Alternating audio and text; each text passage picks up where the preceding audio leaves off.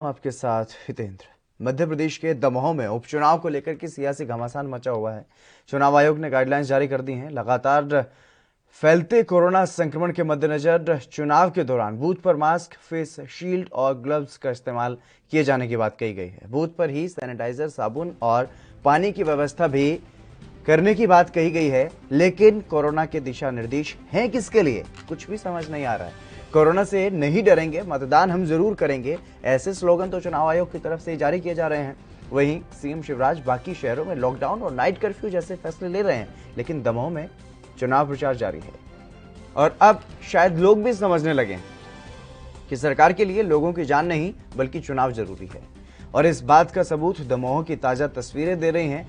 दमोह में मुख्यमंत्री शिवराज सिंह चौहान पहुंचे और वहां पर उनका विरोध किया गया। चुनाव सभा करने के लिए दमोह पहुंचे थे मुख्यमंत्री शिवराज सिंह चौहान, जहां पर शादी विवाह से संबंधित मजदूरों ने आम जनता के साथ साथ डीजे और टेंट हाउस एसोसिएशन ने भी जमकर विरोध प्रदर्शन किया। अब इस पर कांग्रेस ने भी तंज कसा है, क्योंकि कांग्रेस के नेता बार बार इस चुनाव को दमोह पर थोपने की बात कह रहे हैं। और अब कांग्रेस ने सोशल मीडिया पर लिखा है कि शिवराज जी, जनता आपको पहचान गई है, अब हर जगह से खदेड़ा ही जाएगा आपको। ये दमोह की ये तस्वीरें, चुनाव का बहिष्कार, पेट पे पड़ रही है मार। इस तरीके की जो स्लोगन है वो लिख करके सीएम शिवराज सिंह चौहान का विरोध वहां पर किया गया और हल्का बल भी इस्तेमाल किया गया। पुलिस की तरफ से खदेड़ा गया इस भीड़ को।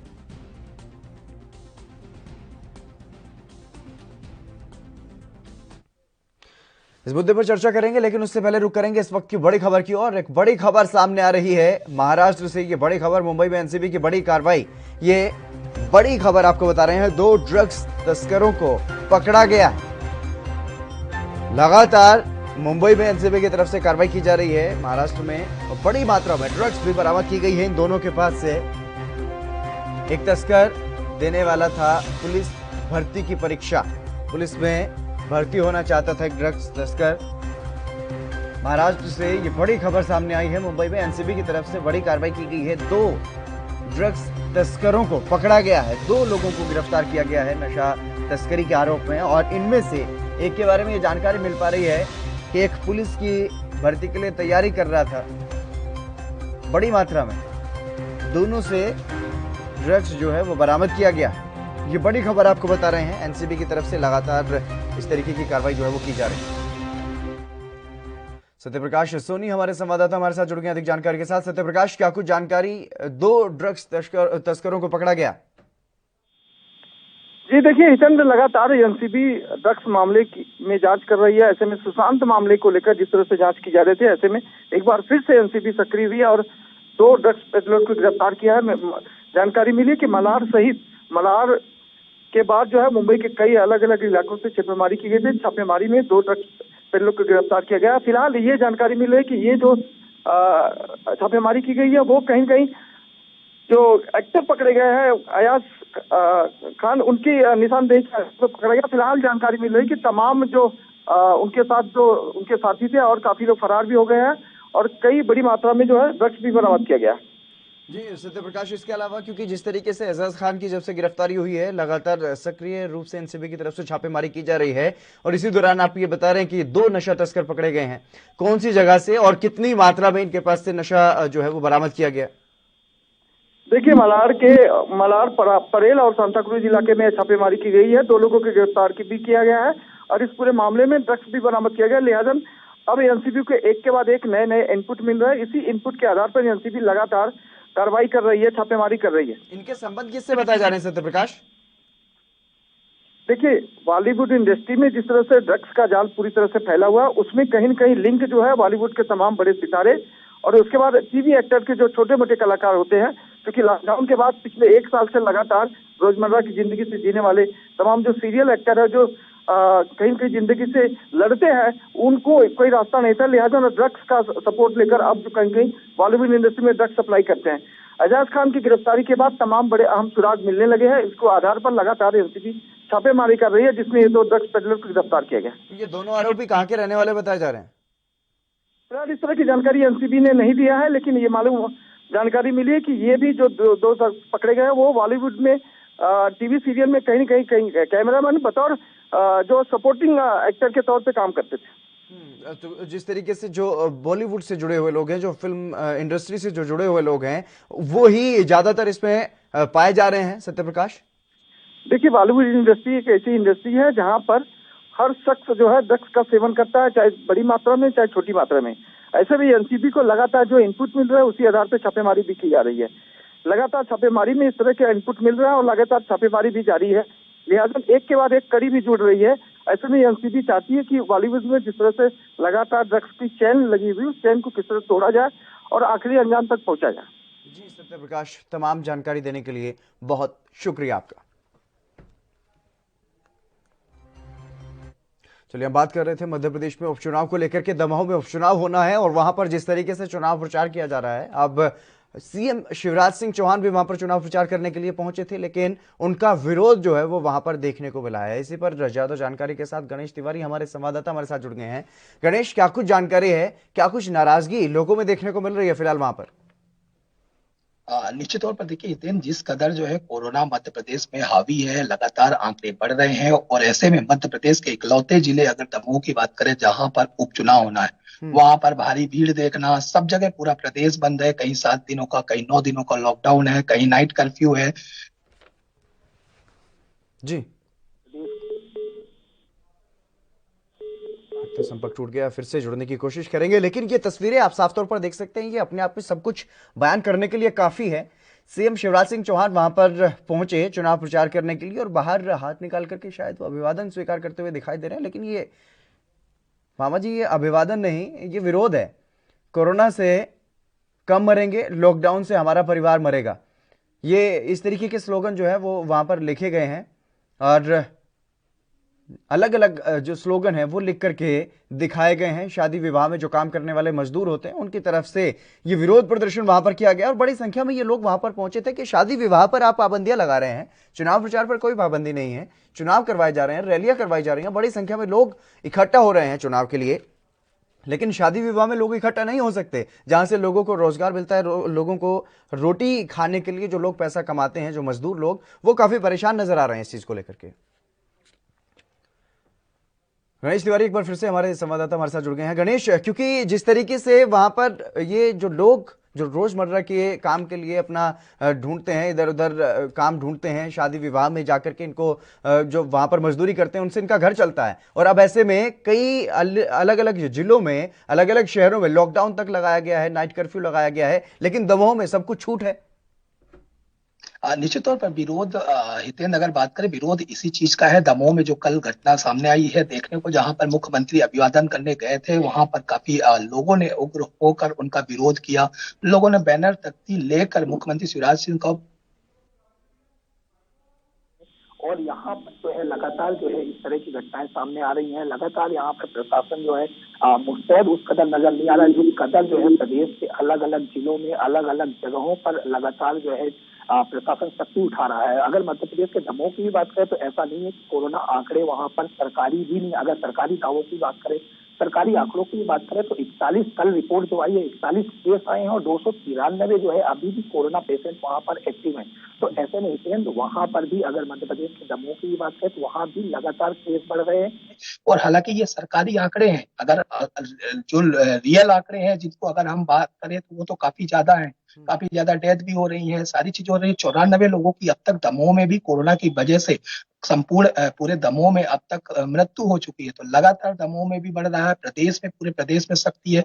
लेकिन इकलौता दमोह है जहां पर चुनावी सिर्फ राजनीतिकरण हो रहा है, चुनावी तुष्टीकरण के लिए, चुनाव जीतने के लिए लगातार लोगों को, आम जनता को भीड़ में जुटाई जा रही है, लोगों को अभिवादन किया जा रहा है, लोगों को सभाओं में बुलाई जा रही है, रैलियों में बुलाया जा रहा है। तो पूरी तरह से कोरोना गाइडलाइन का आप स्वयं जो है दमोह में, मध्य प्रदेश के दमोह में आप उल्लंघन कर रहे हैं और संपूर्ण राज्य में आप बात कर रहे हैं, लॉकडाउन की कर रहे हैं। जो छोटे छोटे रोजगार वाले हैं, आखिर वो कहाँ जाएंगे? तो निश्चित तौर पर विरोध आम जनता इसी चीज का कर रही है कि आप जो शादी ब्याह है, बैंड बजाने वाले हैं, उनको लगातार आप कोरोना गाइडलाइन का पाठ पढ़ा रहे हैं, उनको किसी तरह से आप कार्य नहीं करने दे रहे हैं। और एक तरफ से आप मध्य प्रदेश के दमोह में चुनाव कर रहे हैं जहां 41 केस जो है सरकारी आंकड़ों में ऑलरेडी आ रहे हैं। मुख्यमंत्री शिवराज सिंह चौहान स्वयं कहते हैं कि 20 से ज्यादा अगर कहीं केस आते हैं तो वहां पर शनिवार शनिवार रविवार लॉकडाउन लगाया जाएगा, नाइट कर्फ्यू लगाया जाएगा। प्रशासन कलेक्टर पूरी तरह से स्वतंत्र है, लॉकडाउन लगाने के लिए स्वतंत्र है।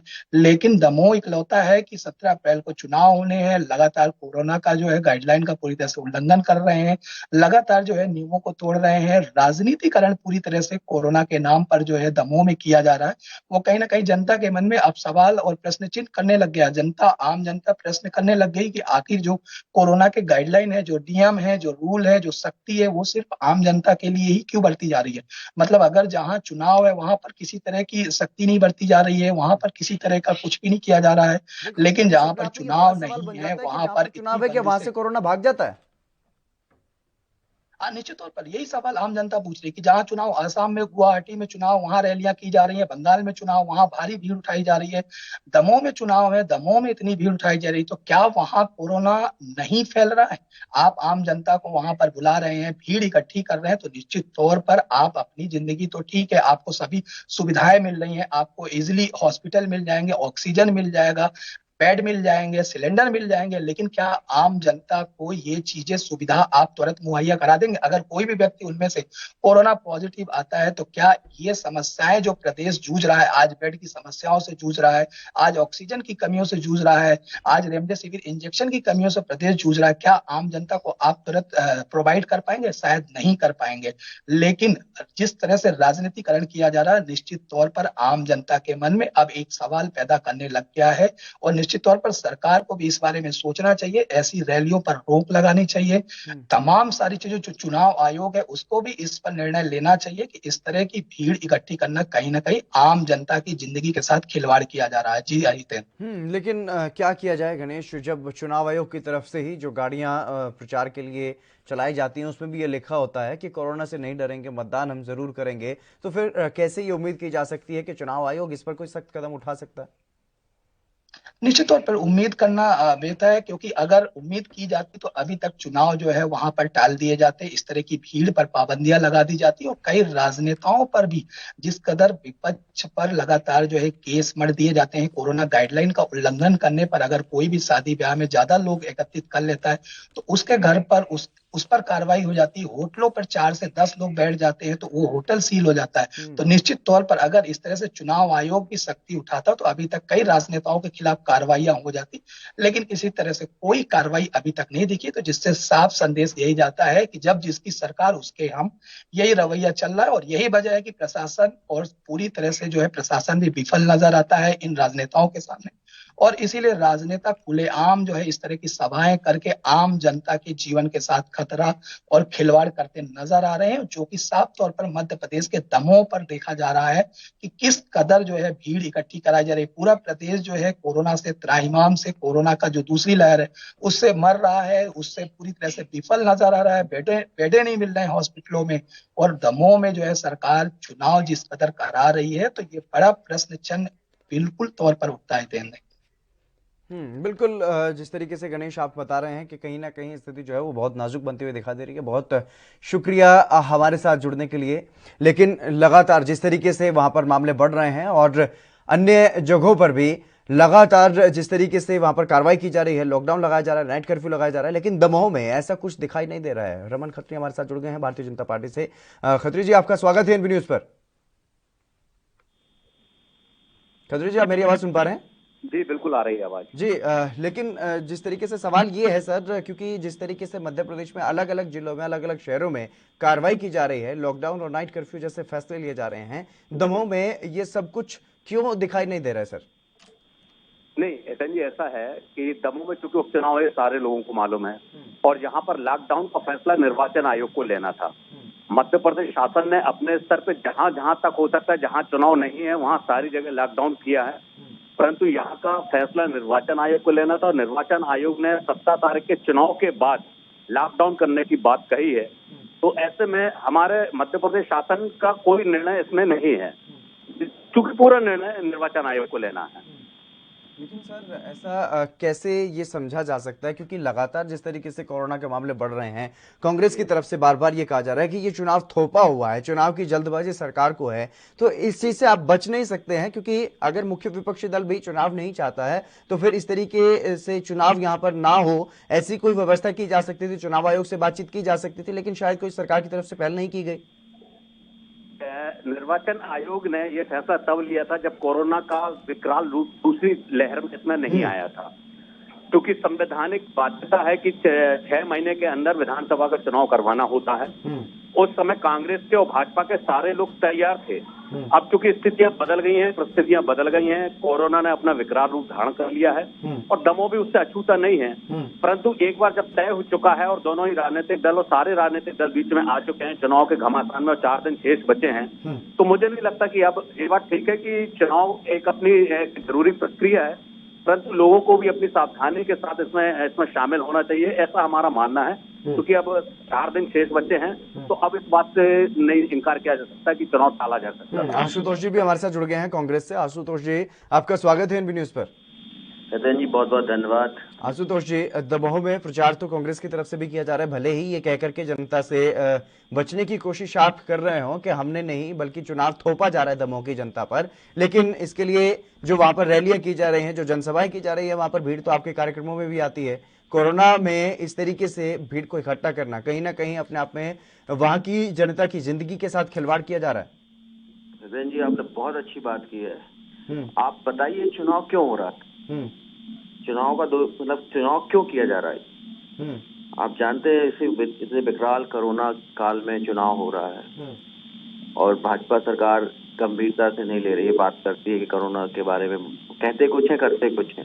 वो तो सर चुनाव आयोग पर छोड़ रहे हैं ना फैसला, कि चुनाव आयोग को फैसला लेना चाहिए। छोड़ तो रहे, पर आप देखिएगा कि पूरा मध्य प्रदेश दमों में है।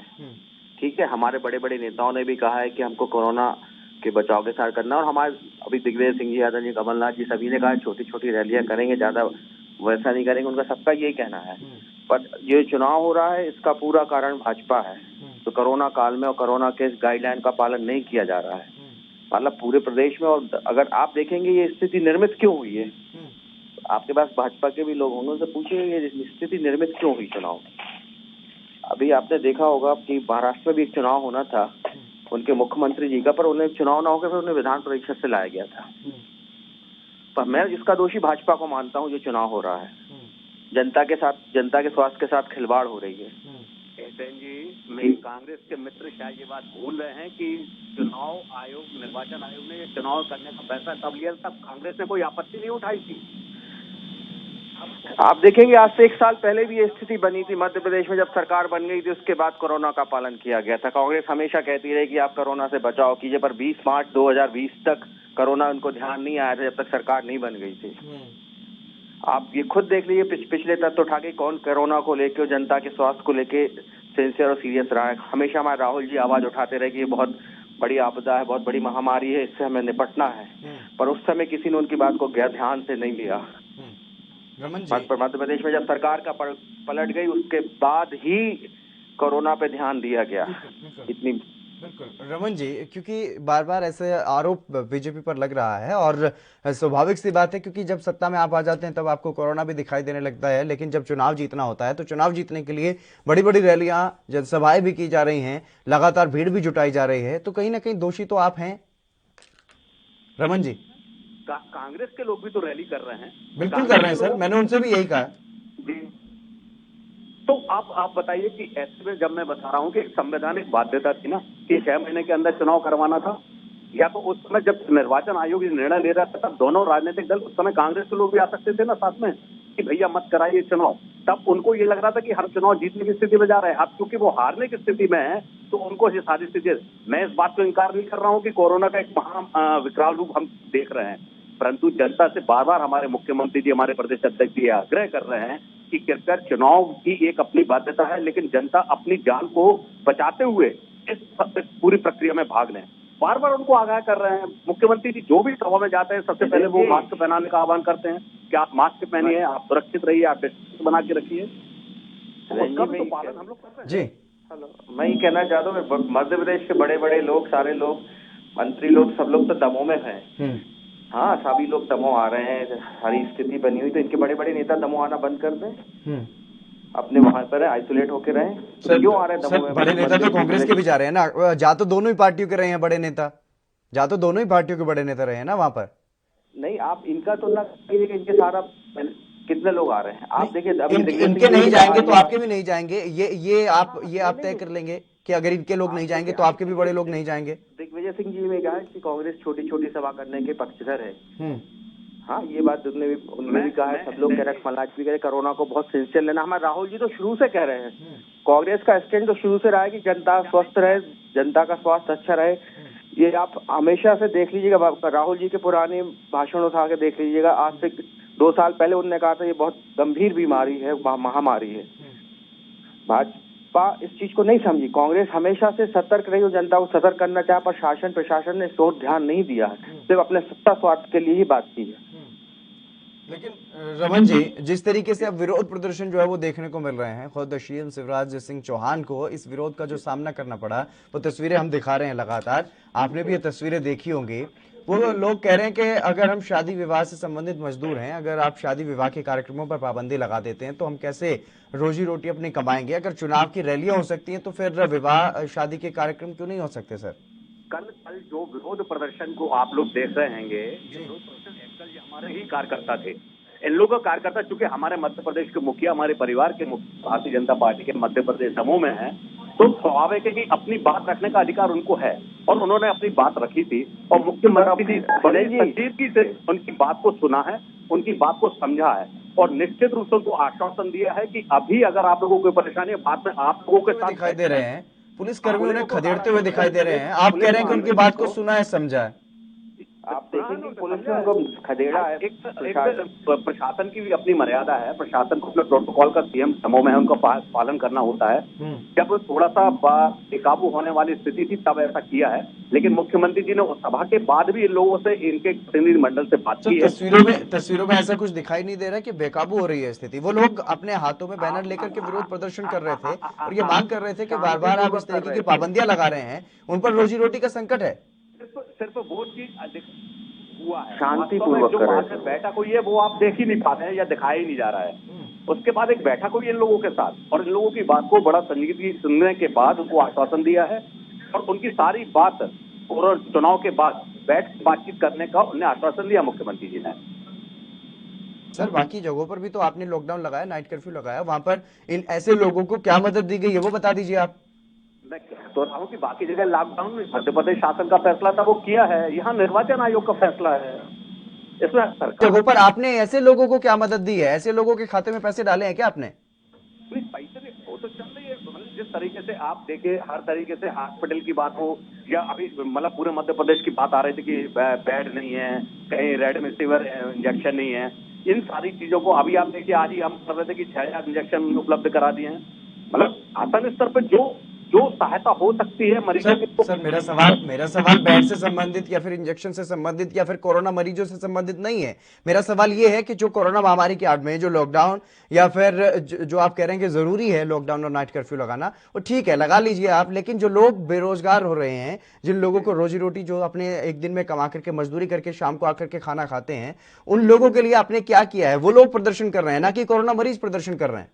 इसलिए मुख्यमंत्री जी शासन स्तर पर निर्णय कर रहे हैं और आने वाले समय में निश्चित रूप से जो हम लोगों को यहाँ पर हम लोग की मीटिंग हुई है भारतीय जनता पार्टी के पदाधिकारियों को, उनमें मुख्यमंत्री जी ने आश्वस्त किया है कि जो भी इससे प्रभावित होगा हर परिवार को मदद करेंगे, पहले भी की और आगे भी करेंगे।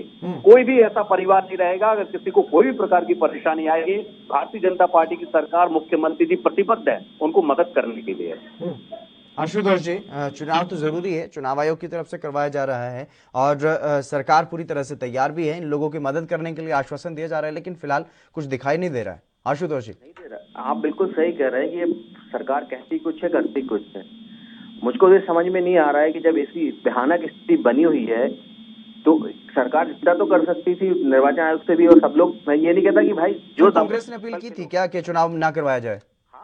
नहीं, अपील वाली बात नहीं, कोरोना काल को देखते हुए कोरोना की जो गाइडलाइन का पालन करना चाहिए, कांग्रेस ने शुरू से बोला है कोरोना की गाइडलाइन का पालन किया जाए, आदमियों को जागरूक किया है, लोगों को जागरूक किया है कि भाई ये बहुत बड़ी महामारी है। हमारे बड़े नेताओं ने शुरू से बात की, पर इसको भाजपा ने गंभीरता से नहीं लिया सत्ता ने। जब तक इनको सत्ता सुख मिल गया उसके बाद उनको कोरोना का ध्यान आया।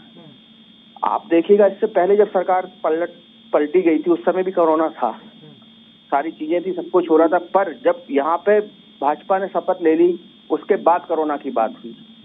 उस समय भारतीय केंद्र सरकार ने ध्यान नहीं दिया। सबसे बड़ा इसके अभी चुनाव हो रहे हैं, चुनाव तक ये चीज, उस चुनाव के बाद ही इनको कोरोना का ध्यान आएगा और ये सत्ता पाने के लिए कुछ भी कर सकते हैं। जो दावा आप कर रहे हैं कि हमारे बड़े नेता लोगों को जागरूक करने का काम कर रहे हैं, वो तो प्रधानमंत्री मोदी से लेकर के सीएम शिवराज सिंह चौहान तक सभी इस बात को कह रहे हैं कि सभी कोरोना नियमों का पालन करते रहें, भले ही कई बार खुद उसमें लापरवाही बरत जाते हो। हाँ, ये तो हो रहा। आप देखिए ना, कांग्रेस के लोग हमेशा कह रहे हैं कि भाई कोरोना गाइडलाइन का पालन कीजिए, हर चीज हमारे दिग्विजय छोटी छोटी सभाएं कीजिए।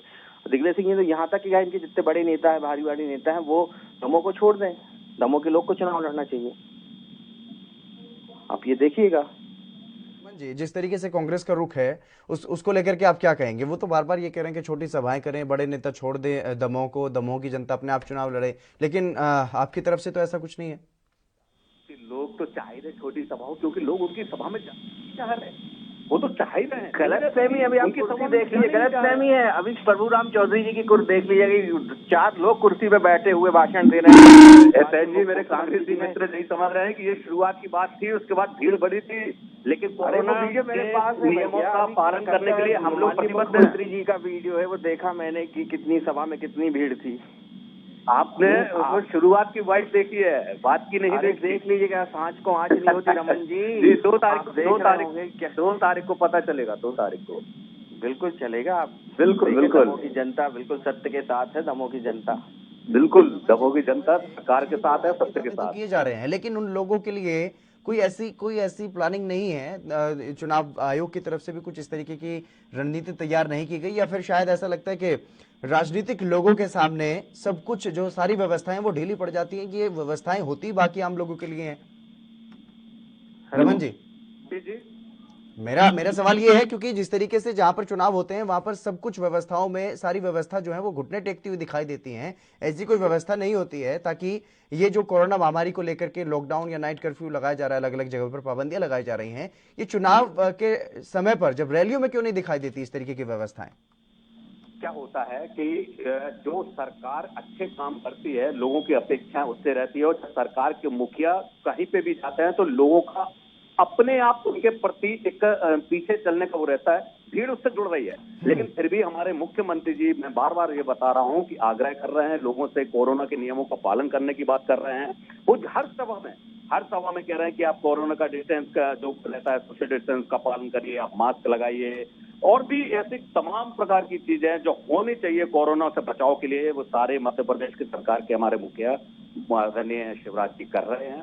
और आने वाले समय में भी आप निश्चिंत, मैं मतलब सारे लोगों के आपके माध्यम से कि सरकार, मैं पुनः कह रहा हूं कि प्रतिबद्ध है, और जो भी इसके बाद हमारे जो भी लोग प्रभावित होंगे उनको मदद करने के लिए सरकार प्रतिबद्ध भी है। चलिए, बहुत शुक्रिया रमन जी हमारे साथ जुड़ने के लिए। तो लगातार जिस तरीके से अगर बात की जाए अलग अलग जगहों पर, अलग अलग जिलों में मध्य प्रदेश की अगर बात की जाए तो लॉकडाउन भी लगाया जा रहा है, नाइट कर्फ्यू भी लगाया जा रहा है, लेकिन दमोह में चुनाव है, क्योंकि उपचुनाव वहां पर होना है, तो ऐसे में वहां पर चुनावी रैलियां की जा रही हैं, सभाएं की जा रही हैं, कोरोना नियमों की धज्जियां उड़ाई जा रही हैं और विरोध भी हो रहा है सीएम शिवराज सिंह चौहान का। लेकिन उसके बावजूद भी सरकार कह रही है कि पहले चुनाव हो जाए, उसके बाद कुछ फैसले जो हैं वो लिए जा सकते हैं। इस बुलेटिन में बस इतना ही। आप बने रहिए एएनबी न्यूज के साथ।